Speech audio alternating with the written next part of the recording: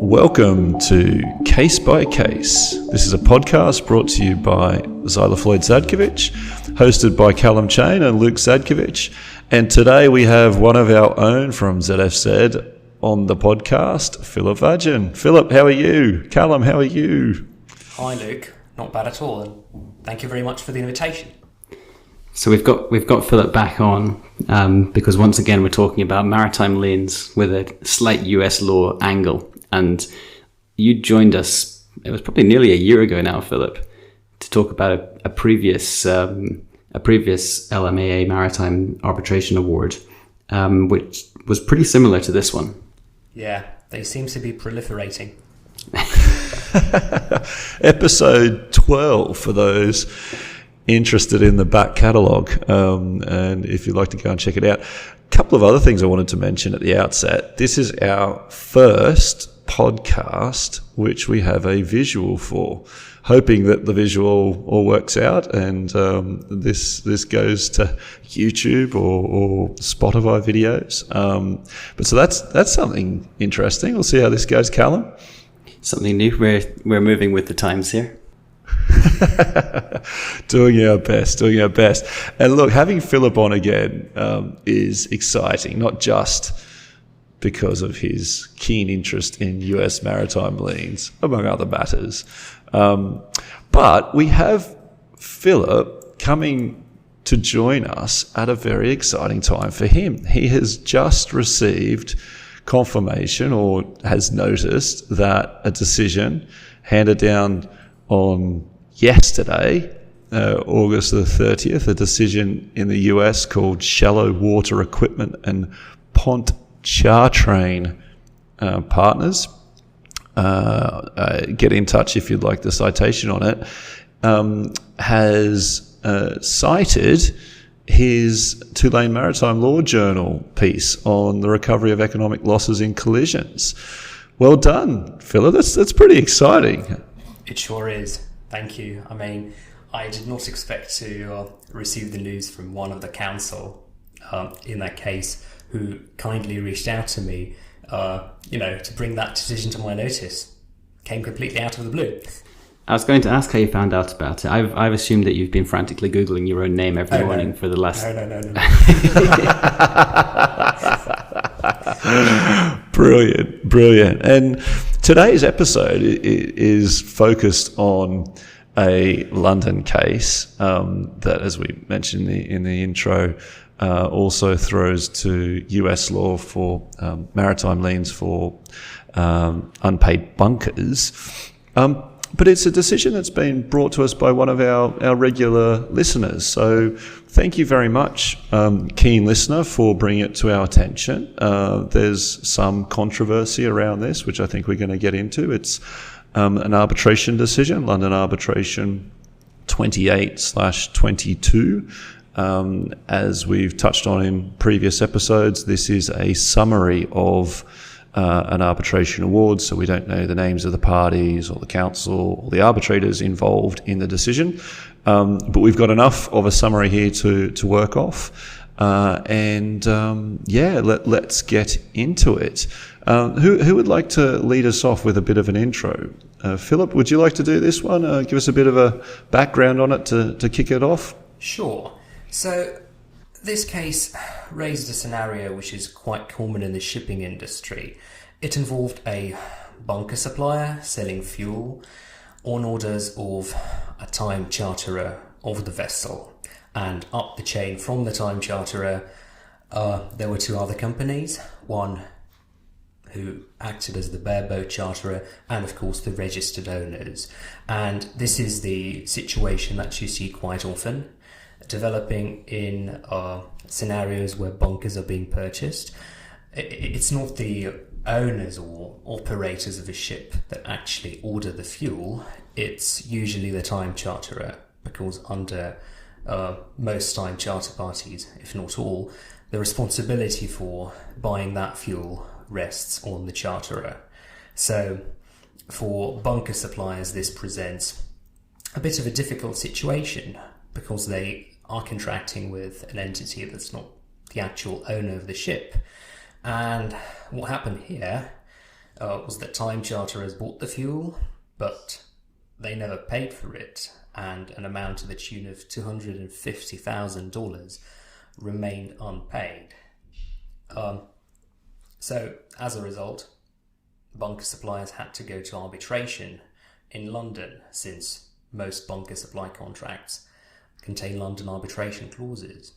And in the process, the bunker supplier appointed an arbitrator who ended up being the sole arbitrator because the other side did not show up. And the arbitrator issued the award that we are discussing right now, which is quite interesting in terms of the legal conclusions it reached, both from the US law perspective and the English law perspective. Yeah, and I thought the procedure is worth touching on momentarily, because we can discuss whether it had any substantive effect or not as we get into it. But no one really showed up to defend their position. Yeah. And I think that is worth noting, because if there is some substantive, some substantive controversy around the ultimate decision, and let's discuss that momentarily. It may be in part because neither the time charterers nor the bareboat charterers nor the original registered owners actually turned up to argue their case fully. There was no defence submission served by the bareboat charterers.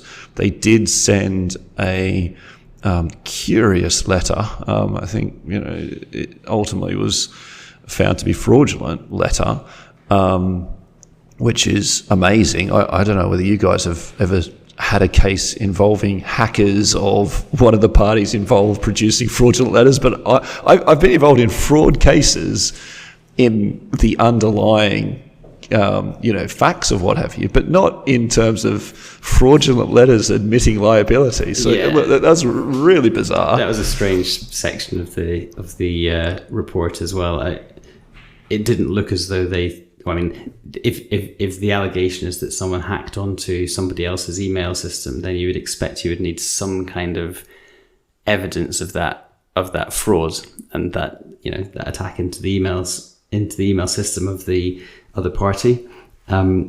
It didn't read as though there was a great deal of investigation, whether by forensic experts or by the parties involved. It seemed as though the arbitrator was relying on his own experience of having his email hacked when he started to receive strange responses from emails recipients had been sent. So I don't know. That to me seems like a.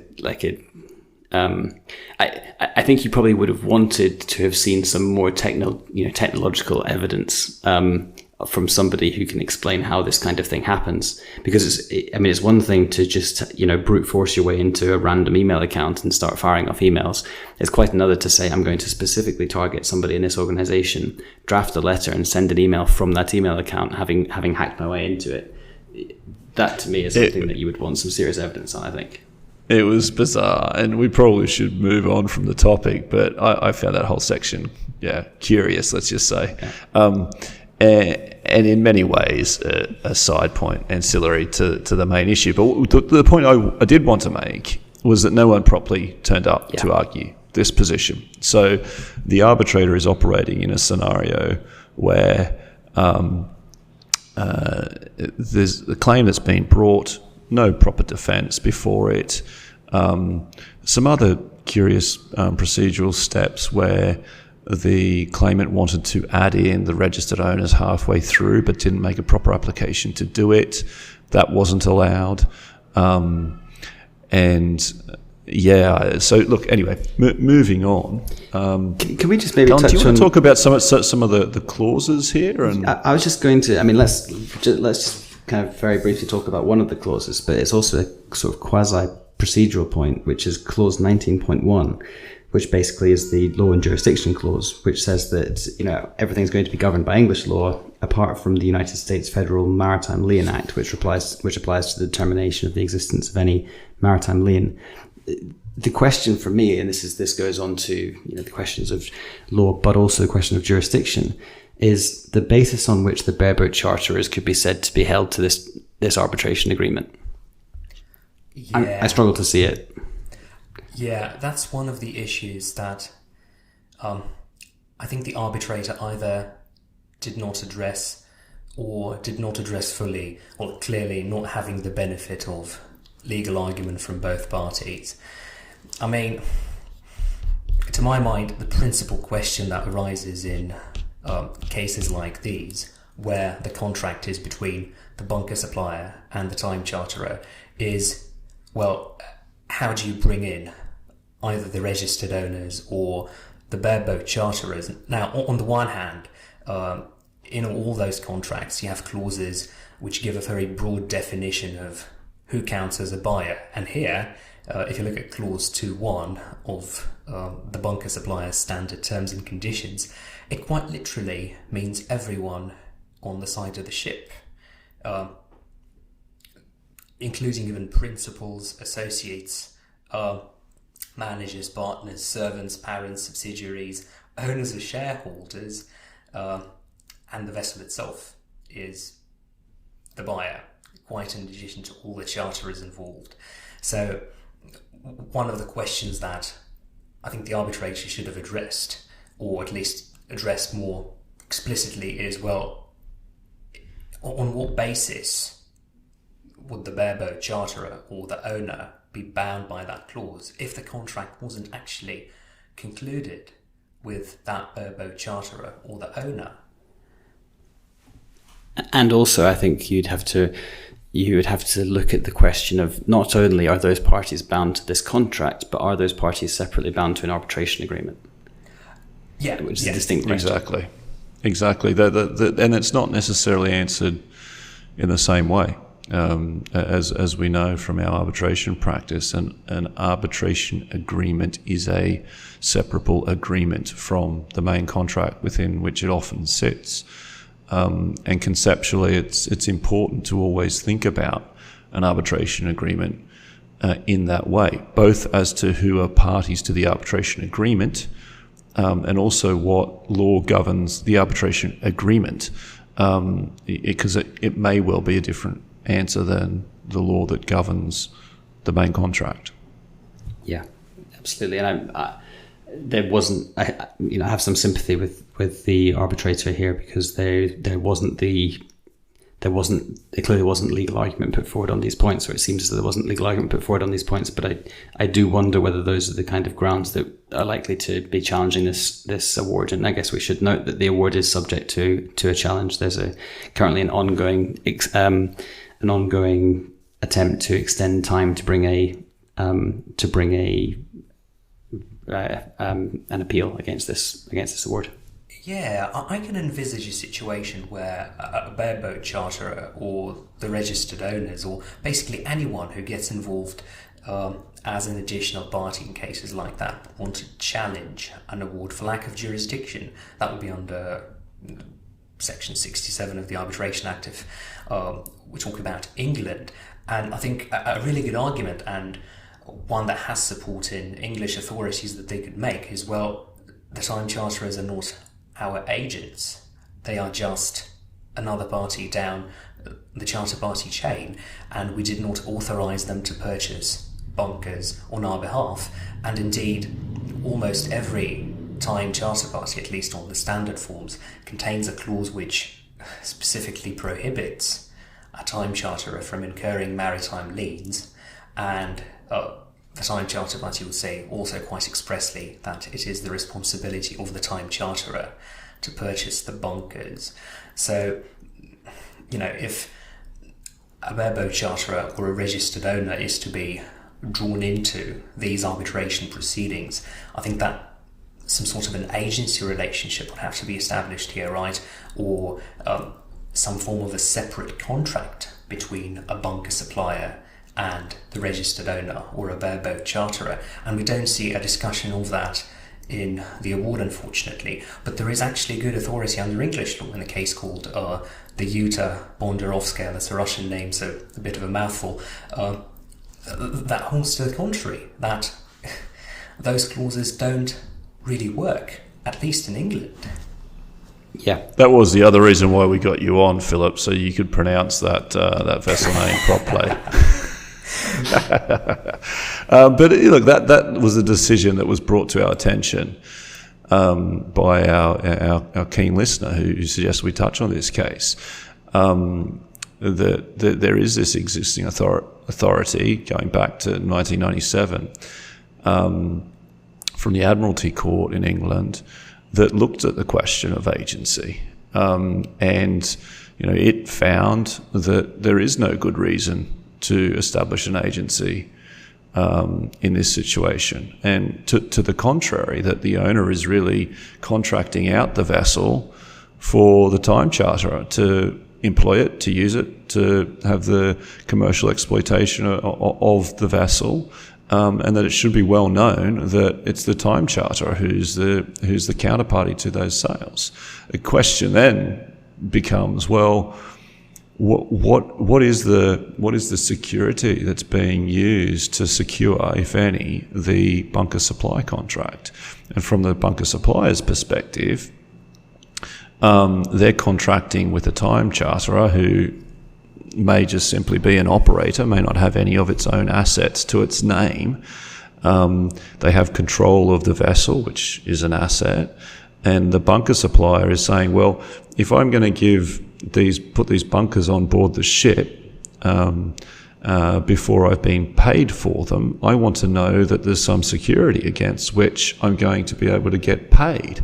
That's why you have these elaborate clauses in the bunker supply contracts saying that not only will the time charterer buyer, but also the vessel and its registered owners, etc., be responsible for making payment. And then one way that they try to kind of buttress that clause is with the lien clause, and they do that with a contractual lien and have lien language against the vessel.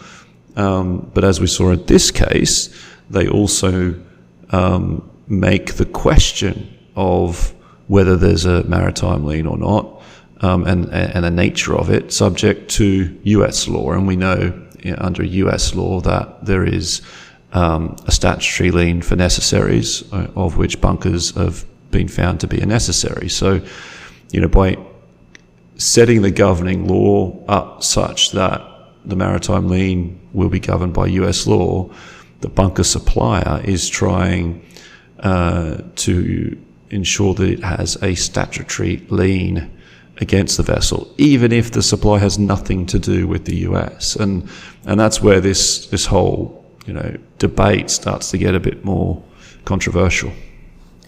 Yeah, I think this question is quite messy, and it's best approached, if we were to split it into, I guess, two separate sub-questions, both of which are quite technical, but we'll try to break it down. To my mind, the first issue to be addressed in an English setting is, well, can a court, or an arbitral tribunal for that matter, sitting in England, even recognise this foreign, supposedly US, maritime lien for bunkers, when the English law, as the law of the forum, contains a closed list of liens? So there is no lien for a supply of bunkers or necessaries under English law, and you cannot arrest a vessel in England and assert that you have a lien if you're a bunker supplier. And this has been settled quite some time ago by the Privy Council in the decision called the Halcyon Isle, and has since been reaffirmed several times at the Court of Appeals level in England. So it's quite curious to my mind that the arbitrator seemingly brushed off or did not consider, or maybe those cases were not put before him,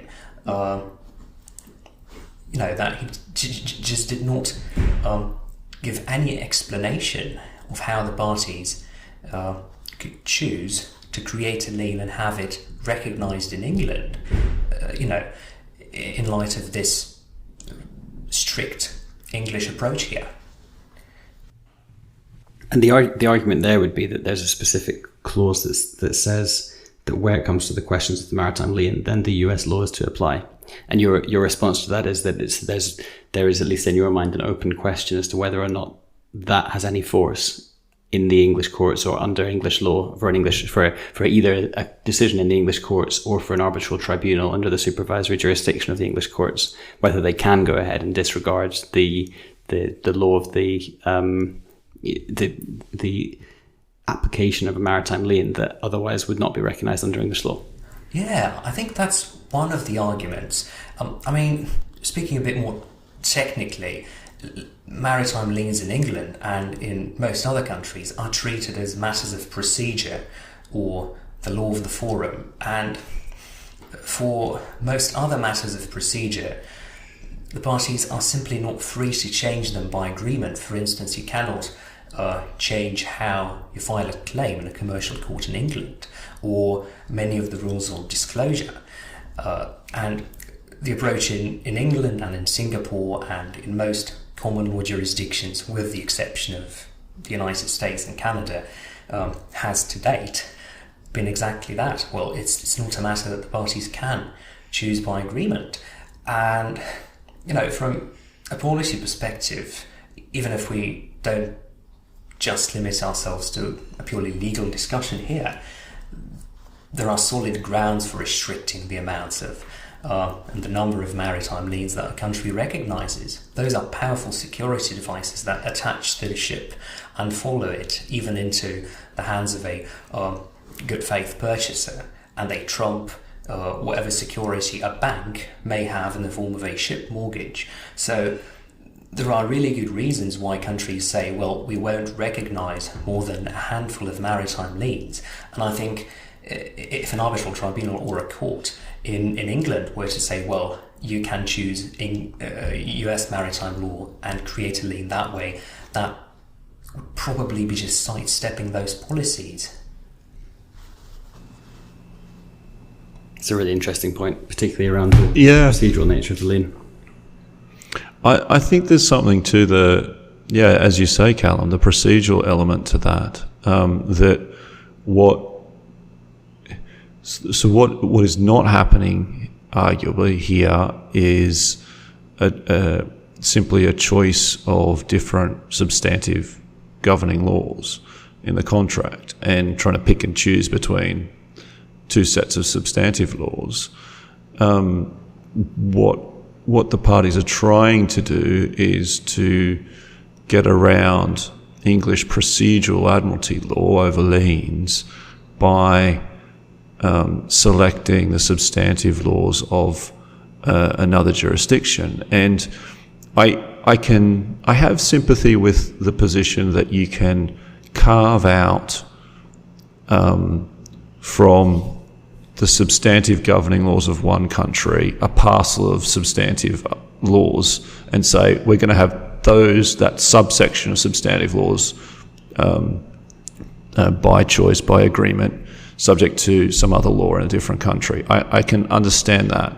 I have trouble with the proposition, and I agree with you as you've put it there, where the parties are agreeing to the substantive laws of England here, but not wanting some procedural laws to apply, and so therefore we're going to carve those out by including part of the substantive laws of another country. And I do think there's something around the lawmaking in those respective countries and the policy behind it, and it's a really interesting dimension to this debate. And do you think there's a difference there between court and arbitration, given the nature of arbitration being a consensual process, that there maybe is more latitude to parties to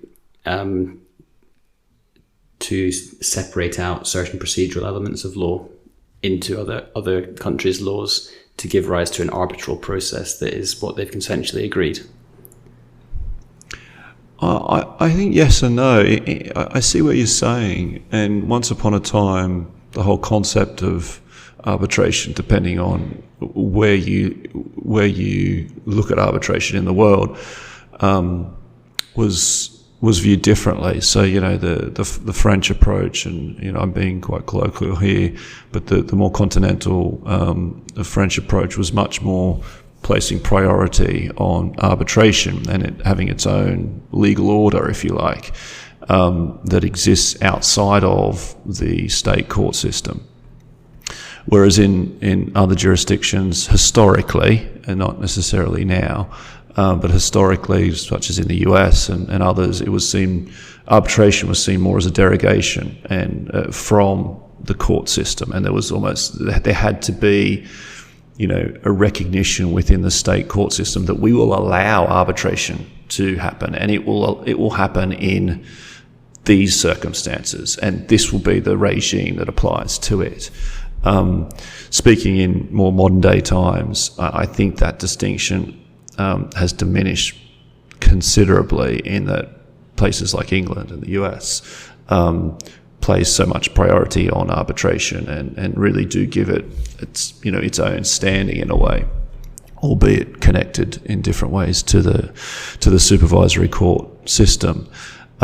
So I'm not sure that part of it is as much an issue these days. I tend to think that this question of governing laws and what the parties are free to choose is more a substantive law question that would or should be decided similarly, whether it's an arbitral tribunal sitting in London or it's an English court, supervisory court, looking at the question, or indeed if, for example, it was an English exclusive court jurisdiction clause. I don't think the sitting body should be determinative in this question. I think this is more a clash of substance and procedural laws, substantive and procedural laws.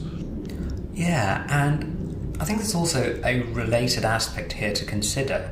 Well, of course, a bunker supplier and a time charterer can agree between themselves that their contract creates a maritime lien, and the arbitrator can indeed give a declaratory award to that effect. But the question then becomes, well, does that contract and does that award affect the rights of third parties that may have their own liens against the ship in question, or who may have interests, proprietary interests in that ship? Do those rights get prejudiced by either the contract which purports to create that lien or an arbitral award? And I would be really interested to see a court decision from England or from any other country for that matter where an arbitration award which finds a lien in these circumstances gets enforced against a vessel, say in a jurisdiction like England or Singapore. And this is exactly where I was going with the question, because if it is the case that under the arbitration agreement, through consent, they can agree this bifurcated legal regime, then it to me places even more primacy on the question of can you then bind the bareboat charterers to that law and jurisdiction regime without their express consent? Can it possibly be the case that by entering into a time charter party, the bareboat charterers have agreed to give authority to the time charterer to bind them to a regime where there's a maritime lien existing under the laws of England and Wales? Let's just assume that the charter party between the bareboat charterer and the time charterers is an English law contract. Then it seems to me it would be an extraordinarily broad authority if the bareboat charterer is giving the time charterers the right to agree with a bunker supplier that there's a maritime lien over the ship, in respect of which the bareboat charterer is at risk of the bunker supplier having some kind of right attaching to the ship itself. Without even signing it. And that may be part of why you say it's under appeal. I wasn't actually aware of that. but it may be part of what the strategy was on this one from the bareboat charterer's perspective. They may well have been working under, quite solid legal advice to say, don't get involved in this. This has nothing to do with you. You're not a party to this arbitration. It's like, Joe Blow coming along and sending you an arbitration notice to pull you into an arbitration you're not a party to. Don't get involved. Don't concede jurisdiction. Don't participate in it. And if and when some award is issued against you in your name, at the time of enforcement, have the argument then. So we're not a party to this. Yeah. We were never a party to this arbitration. Yeah. Just challenge agreement and just challenge it at the time of enforcement. Yeah, and there's an interesting point there in procedure of where you have a case which is subject to a Section 67 challenge. If it's the kind of case that whatever the result, it's going to be challenged by one party or the other, then you do slightly query what the point is of the first arbitration, because if it's going to be challenged either way, and you can challenge on grounds of jurisdiction, even if whether you win or whether you're the losing party and the tribunal has found that they have jurisdiction and you say that they don't, then you can appeal. And equally, if the tribunal says they don't have jurisdiction, but you want the court to tell them that they do, then you can also appeal. And when you appeal under Section 67, or challenge, I should say, under Section 67, it's a complete rehearing of the case.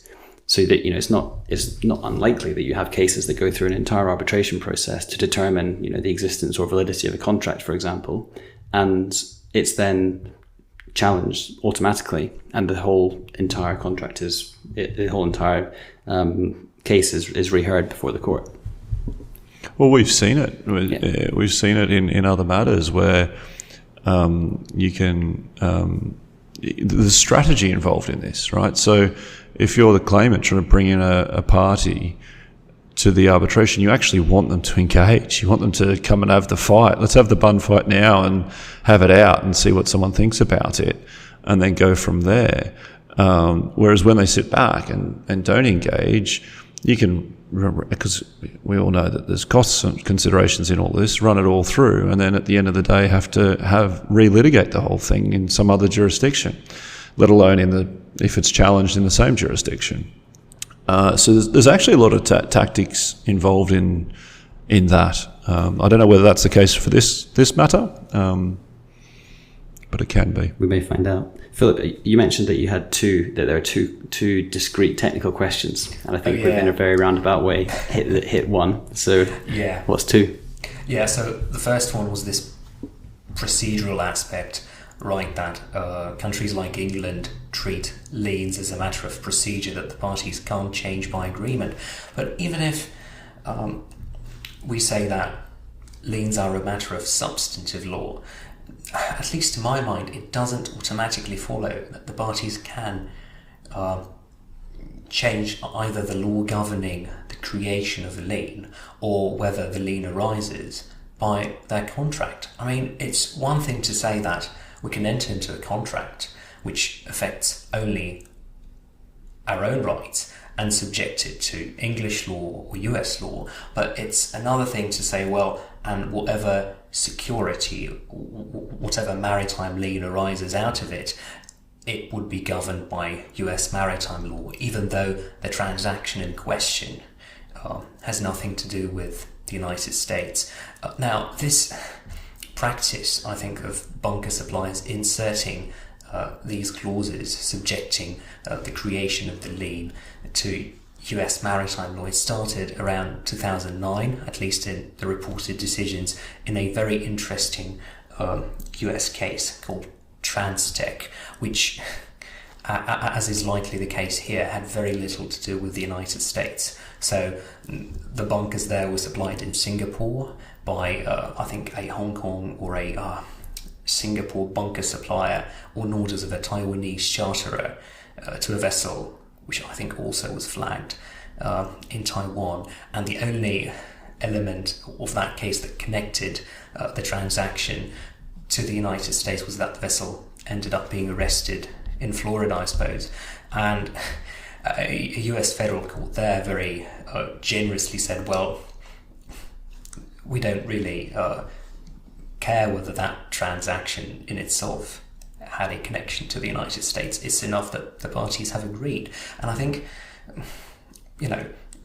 frankly speaking, this is not really full analysis that should be performed in cases like this. It's not enough to say, well, you have a choice of law clause, therefore the lien arises under US maritime law. Because again, all those countries like Singapore, Taiwan, Malaysia, countries in Europe where bunkers get supplied, it's fascinating that those countries typically don't recognise that bunker suppliers have a lien. For instance, a court in Singapore, as late as 2015, said quite expressly that the Singaporean courts would never recognise a maritime lien for supplies of necessaries, including bunkers. And that's given the fact that in Singapore there's over 40 companies registered to supply bunkers, and the entire city is like a huge bunkering station for the world fleet. So if Singapore says, well,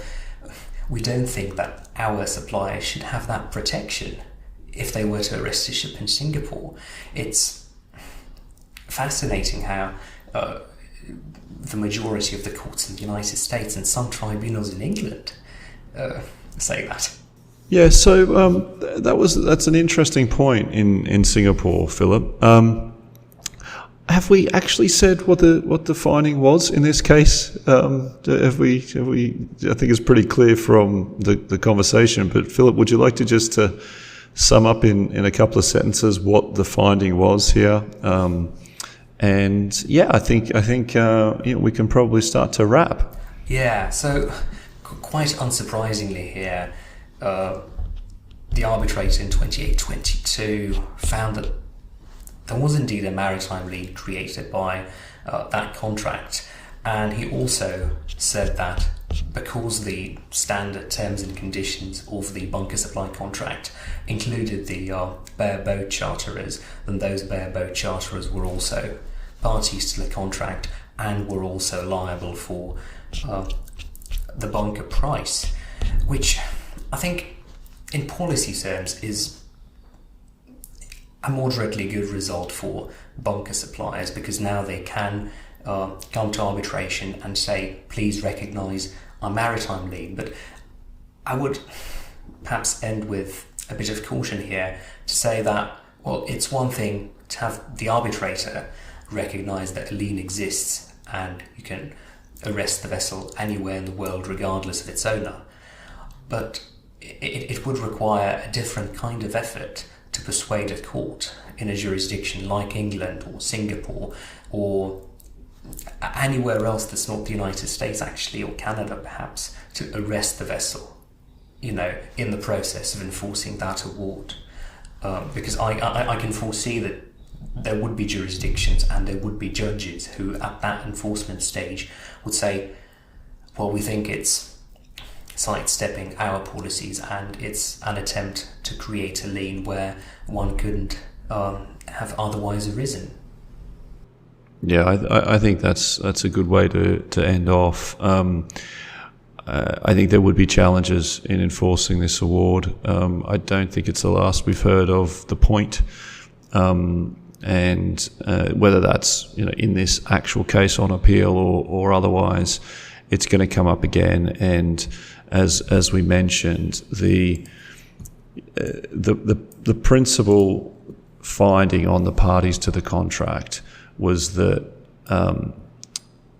the arbitrator was satisfied that both the bareboat and the time charterers fell within the definition of buyer in the supply contract, and that the time charterers had both apparent and ostensible authority to bind the bareboat charterers to those terms and conditions in the supply contract, and that runs right up against the Yuta case that we talked about earlier.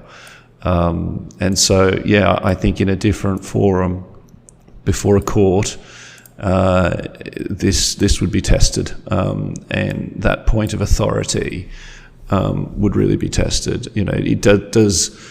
Does the bareboat charterer or the registered owner have to take some step to bring to the attention of the bunker supplier that the supply is not done on the security of the vessel? Does there need to be some type of notice handed over by the master at the time of the bunker supply? I can remember all of this came up in the context of the OWB cases. And after those issues arose, you had a number of owners or bareboat charterers seeking advice on how do we protect our position from a time charterer who goes under in this type of scenario.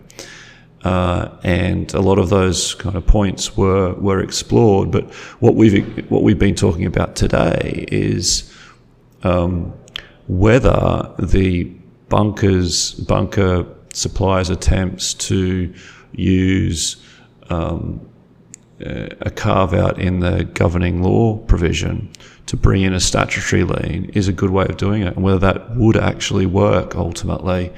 We have this decision, as we say, it wasn't defended, that says yes. Whether that holds up or not, I think it's really a case of watch this space. But it's been a fascinating discussion. I'm really grateful to our listener for bringing this to our attention. Philip, thank you for coming back. You're more than welcome to join us to talk about US maritime liens at any time. But let's make sure the next one's on something else, because I know this isn't your only interest in maritime law. Callum, as always, it's a pleasure. And thank you everyone for listening in. And until next time, take care.